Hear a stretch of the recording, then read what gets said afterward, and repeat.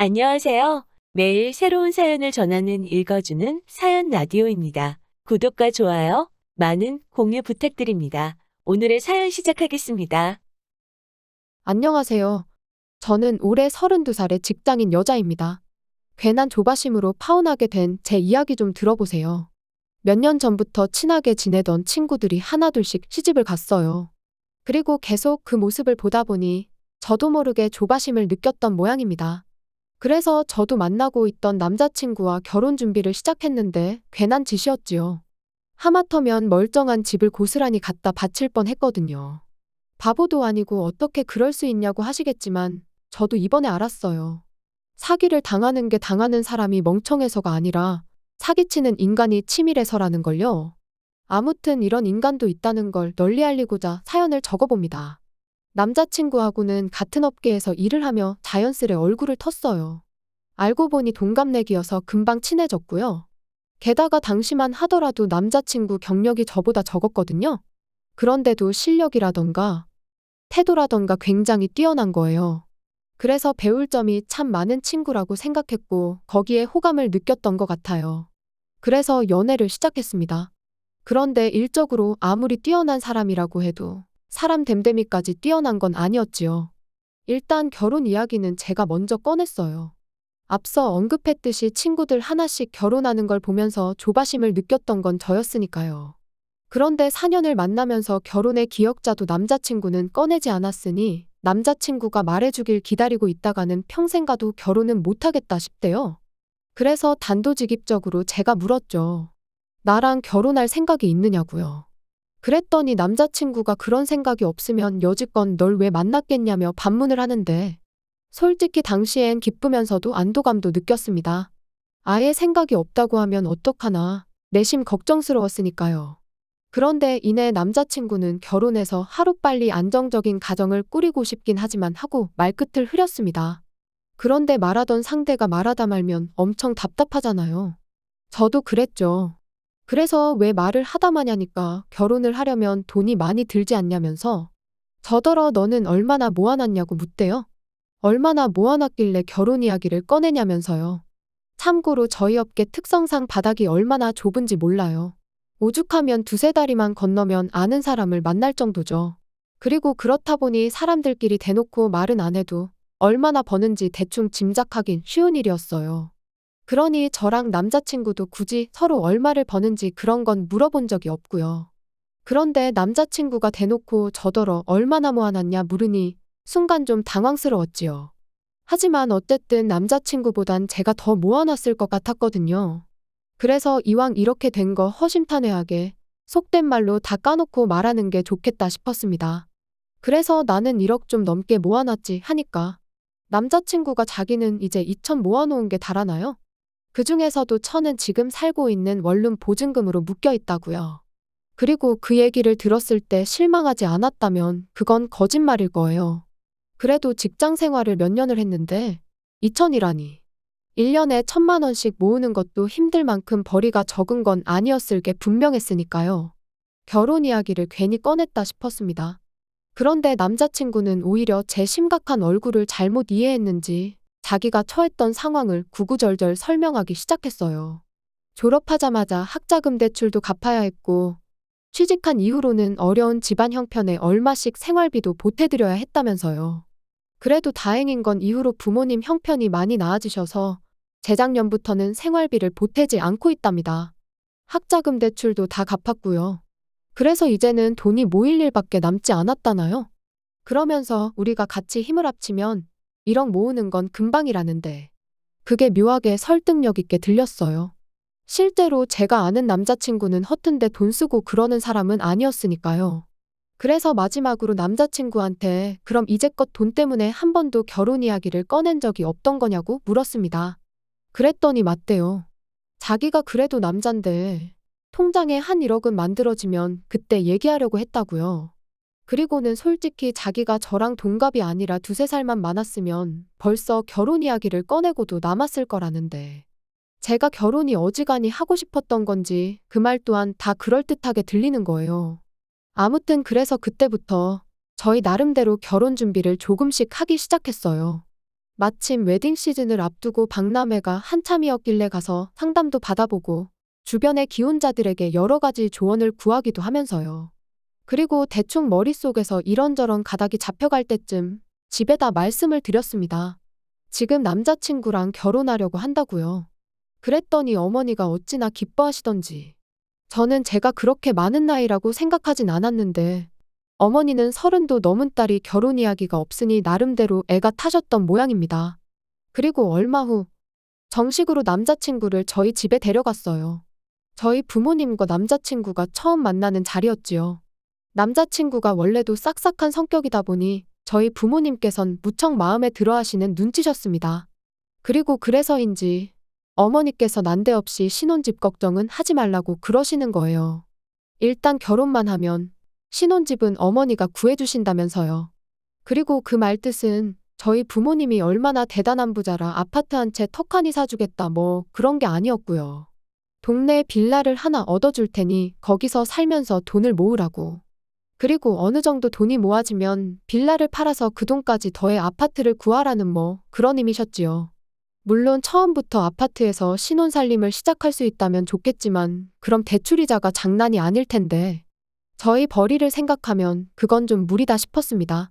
그래서 어머니 말씀대로 하기로 했어요.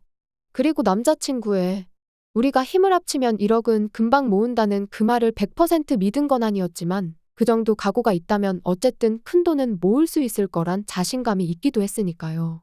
정말이지 아파트로 가기까지 오래 걸리진 않을 거라 생각했습니다. 그리고 그렇게 그때부턴 정말 본격적으로 결혼 준비를 시작했지요. 그런데 어째서인지 남자친구 어머님과 뭔가 쿵짝이 잘 안 맞는다는 기분이 들대요. 그간에 남자친구가 집에다 한 효도야 자기가 원해서 한 거라 치더라도 어떻게 보면 희생을 한 거고. 게다가 일방적이긴 했어도 저희 어머니께서 집 문제도 해결해 주신다고 했는데 그 부분에 대해서는 이런 방구도 없으셨던 데다가 1,000원 한 장 보태주실 생각도 없으신 눈치셨거든요. 그리고 무엇보다도 예단 이야기부터 꺼내셨으니 솔직히 기분이 많이 상했죠.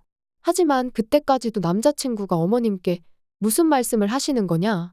이미 여자친구가 해오는 게 얼마나 많은데 예단까지 바라시냐 해가며 제 편을 들어줬어요. 그리고는 자기 파혼당하는 꼴이라도 보고 싶으신 거냐며 화를 내기도 했고요. 그래서 어머님과 삐그덕거리는 느낌이 들었어도 크게 걱정은 안 했습니다. 남자친구가 중간 역할을 지금도 잘해주고 있고 앞으로도 잘해줄 거라고 믿어 의심치 않았으니까요. 그렇게 제가 집을 해가고 예단은 생략하고 남자친구가 혼수를 해오기로 했어요. 저희 어머니께서 빌라 계약을 서둘러서 하신 탓에 이미 집이 비어있던지라 남자친구가 틈틈이 가전제품이나 그릇 같은 걸 사다 채워놓기로 했죠.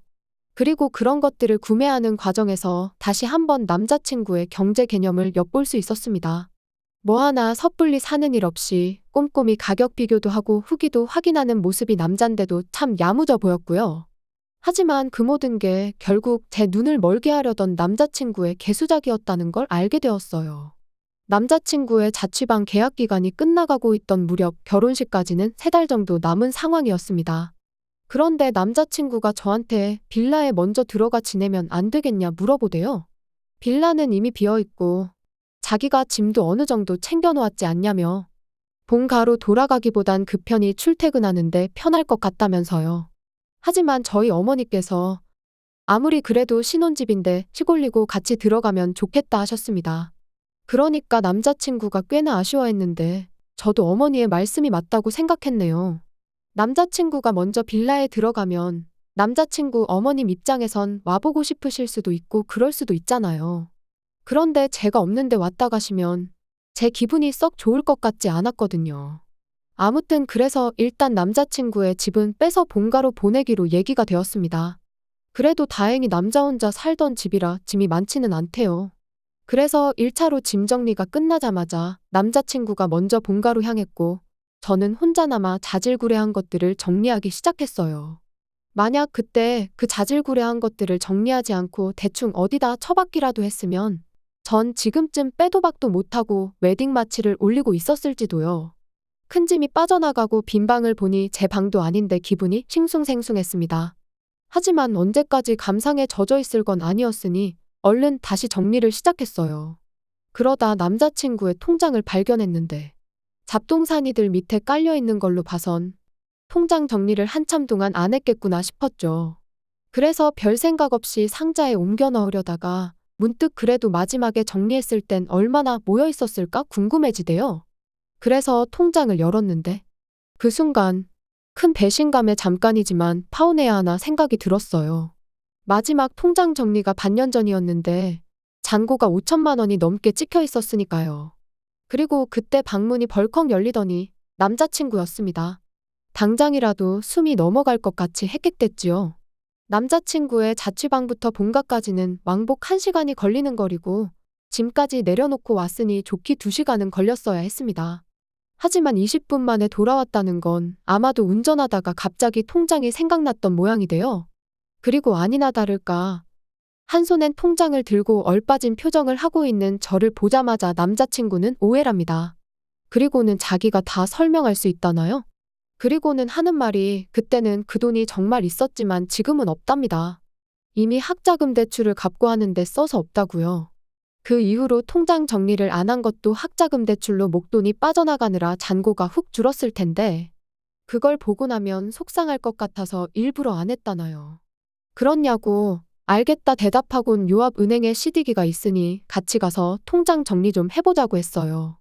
그랬더니 남자친구는 지금 정리하고 하느라 바쁜데 굳이 뭘 거기까지 다녀오냐 그래봤자 1,000만 원밖에 안 남아있는 걸 뭐하러 정리까지 하냐 해가며 어떻게든 안 가려고 하대요. 그래서 그럼 지금 핸드폰 꺼내서 은행 어플에 들어가 보라고 했습니다. 다른 건 안 보고 잔고만 보면 된다고. 우리 결혼할 사이인데 그 정도는 내가 확인할 수 있는 거 아니냐고요. 그랬더니 남자친구가 갑자기 목에 핏대를 세우며 저더러 말 잘했다고 우리 결혼할 사이인데 자기를 못 믿냐면서 그렇게 집요하게 굴어야겠냐는데 먹긴 놈이 썩낸다더니 남자친구의 모습이 딱 그 꼴이다 싶은 게 정말 뭐가 있구나 하는 확신이 들었습니다. 그래서 확인해서 네 말대로 정말 1,000만 원만 있는 거면 내가 전부 다 사과하겠다니까.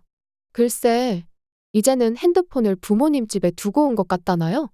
어떻게든 상황만 모면하려는 모습이 어찌나 꼴사납던지요.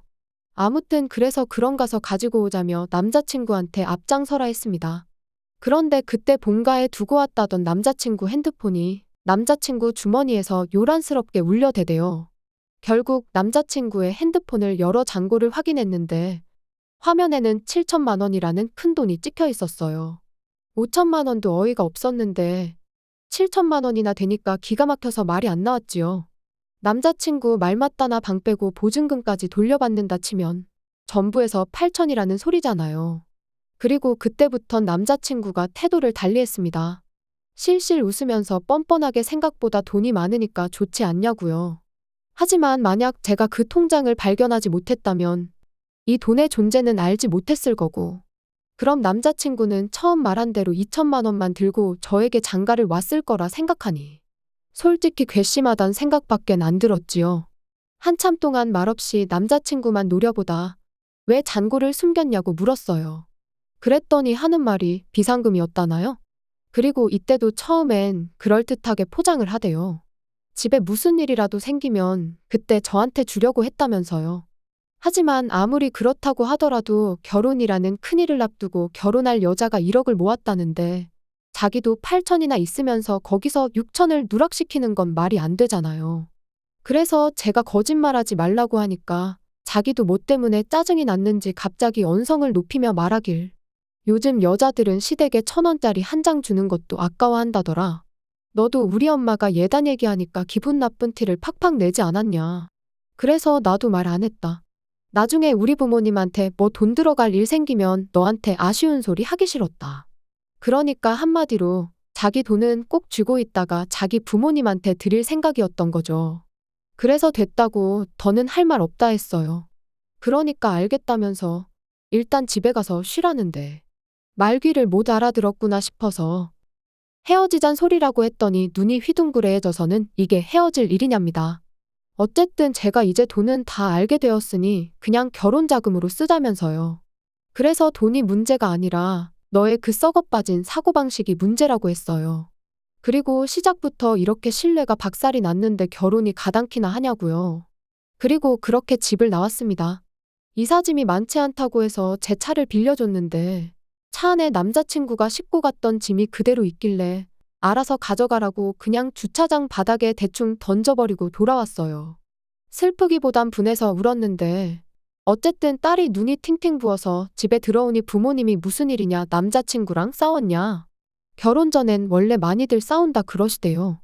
그래서 자초지종을 말씀드리니 부모님도 저만큼이나 황당해 하시며 뭐 그런 야가 빠진 놈이 있냐며 크게 노여워하셨지요. 문제는 집이었습니다. 저희 결혼이 깨질 거란 건 그 누구도 상상하지 못했던 일이었기에 이미 집은 제 명의로 되어 있었으니까요. 그래서 고민 끝에 어차피 언젠간 하려던 독립이었으니 제가 가서 살기로 했습니다. 그리고 그날부로 결혼 준비하면서 예약했던 것들도 다 취소했어요. 그리고 몇 곳에서 남자친구에게 확인차 연락을 했는지 남자친구가 전화를 걸어와서는 어떻게 일방적으로 그럴 수가 있냐면서 길길이 날뛰더라고요.